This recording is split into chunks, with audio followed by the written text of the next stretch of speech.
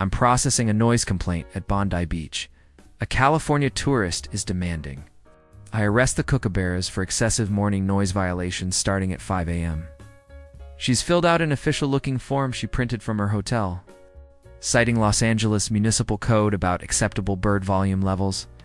She's explaining that kookaburras clearly aren't native because Australia doesn't have monkeys, and that's obviously monkey sounds.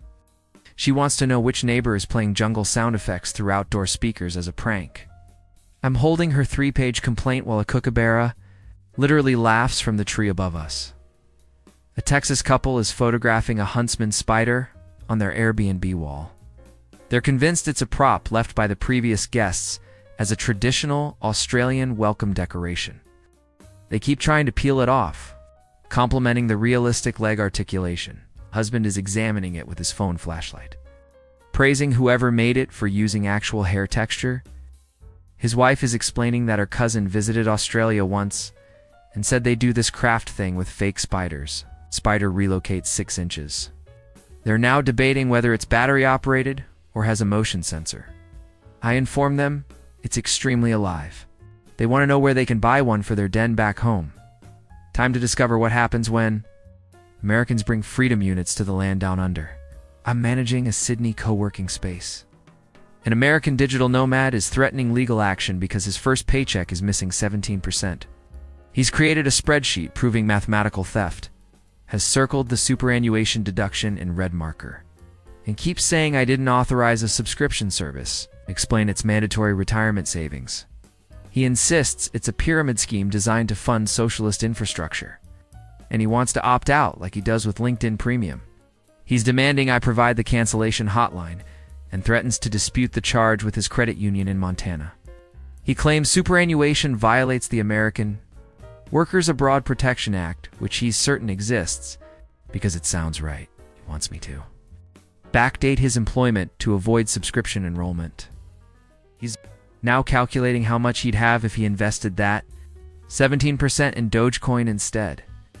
He's typing an email to the Australian taxation office asking to speak to their supervisor about unauthorized retirement fund enrollment. I watch him. Address it, Dear Australia Revenue Service. An electoral officer in Melbourne, a Boston tourist received a fine notice at her hostel for not voting in the federal election. She's convinced it's a sophisticated scam because governments don't make you vote. That's literally communism. She keeps saying democratic countries don't fine people for exercising their freedom not to participate. I explain it's been law since 1924. She insists I'm part of the scam because real democracies don't force democracy. She demands to see the legislation but refuses to believe it when shown, claiming the government website is clearly a fake domain registered by scammers. She's arguing that mandatory voting violates the UN Declaration of Human Rights, Article 7, which she's making up as she speaks. She wants to report this to the American consulate as evidence of authoritarian overreach affecting tourists. She's created a theory that the fine is actually a tourism tax disguised as voting enforcement. She's now demanding a religious exemption from voting despite the election happening 3 months before she arrived. I'm holding her fine notice for $20 while she threatens to contact her congressman about Australia's fake democracy. I'm a vehicle rental agent in Brisbane. A Chicago family insists they reserved a truck, but I've given them some kind of Australian car with the back cut off. They keep calling the Ute a broken SUV and want to know if this is how I treat American customers. The father is taking photos of the vehicle as evidence of rental fraud. He's explaining that trucks have full beds, and this is clearly a sedan with manufacturing defects. I explain Utes are standard Australian vehicles. He argues this proves Australia's automotive industry failed, which is why you don't have Ford anymore. He wants a discount for receiving a damaged vehicle. His teenage son asks if this is what Mad Max drove, but then realizes those were actually cool. The father demands I provide a real truck like a Ford F-150, then gets angry when I explain those aren't common here because of fuel costs and road sizes. He insists I'm lying because he saw a YouTube video about Australian outback mining and those guys definitely had real trucks. He wants to speak to Court Hortus about rental Batanzwich. Tactics. He's threatening to leave a review about how Australian rental companies deliver incomplete vehicles and gaslight Americans about it.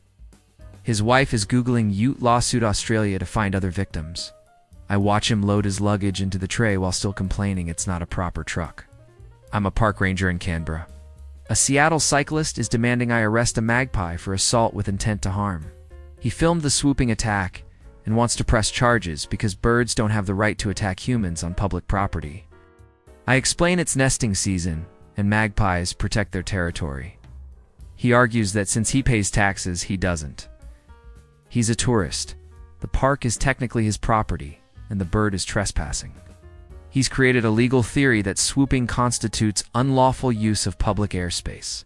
He insists in America, aggressive animals are relocated or dealt with, and Australia's refusal to remove. The bird proves environmental regulations have gone too far. He wants to know if he can apply for a restraining order against the specific magpie. He's identified it by its white back markings and nicknamed it Defendant Wing. He demands I provide him with pepper spray or authorize him to bring his own from America on his next trip. He's arguing the magpie attacked him because it could sense he was American. And this is discrimination based on national origin. He wants the Australian Bird Protection Act amended to include tourist safety exceptions. He's threatening to sue the government for failing to warn him that Australian birds are weaponized. Watching the magpie in question swoop him again as he gestures wildly during his legal explanation. A country road assistance operator in New South Wales, a Miami driver, hit a kangaroo on a rural highway and is furious the animal jumped out without looking. She's demanding to know which government department is responsible for training kangaroos in road safety. She insists there should be crossing guards or at minimum warning signs every 100 meters. I explain kangaroos don't follow traffic laws. She argues this is regulatory failure. And in Florida, deer are managed properly by hunting season. She wants to know why Australia doesn't implement population control through seasonal culls that tourists can participate in for a fee.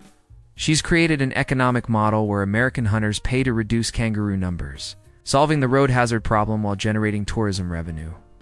She's attempting to pitch this to me like I'm a government minister who can greenlight her plan immediately. She demands compensation for her rental car damage, insisting the kangaroo's estate should be liable. She's arguing that since kangaroos are on the Australian coat of arms, hitting one should be covered by government insurance. She wants to file a police report, listing the kangaroo as the at-fault party. She's describing the kangaroo's reckless jumping and failure to yield. She's now Googling if Australia has animal court. I inform her the kangaroo hopped away uninjured. She's outraged it left the scene of an accident. I'm a Queensland wildlife educator. A Colorado tourist is convinced drop bears are real, but that part of a government conspiracy to hide their existence from tourists to protect the tourism industry. He spent 6 hours in the bushland wearing a helmet and carrying a broom after locals gave him survival advice. Angry, I'm denying their existence because too many Australians have warned him for it to be a joke. He's developed a complex theory that drop bears are actually a military experiment gone wrong and the government pays citizens to maintain the myth to cover up classified operations. He insists the lack of evidence proves the cover-up is working. He wants to file a Freedom of Information request for all government documents about drop bear incidents. He's threatening to bring a documentary crew back to Australia to expose the truth. He's compiled testimony from 17 different Australians who told him to watch out for drop bears, presenting this as proof of coordinated deception. He demands I admit they exist and provide their scientific name. He argues that Australia's wildlife is dangerous enough that drop bears are statistically probable. He's created a distribution map of reported sightings, which is just a map of where tourists visit. He wants to establish a drop bear victim support group. I'm explaining again that drop bears are a joke we tell tourists. He's now accusing me of being paid off by Tourism Australia to suppress drop bear awareness. I'm a customs officer at Sydney Airport. Phoenix family is checking in 3 hours early, panicked about missing their flight. Keep asking when they'll cross the international date line back to America, and if they need to set their watches back. I explain the date line is in the Pacific, nowhere near their flight path to Los Angeles. The father insists his cruise to Hawaii 15 years ago crossed it, so flying from Australia must also cross it. He's worried about losing a day twice. I explain you only lose a day flying to Australia. He argues this violates physics because time can't work one direction, but not the other. His wife wants to know if they'll land before they took off, and if that affects their travel insurance. Their daughter asks if this is why Australia is in the future, because they're past the timeline.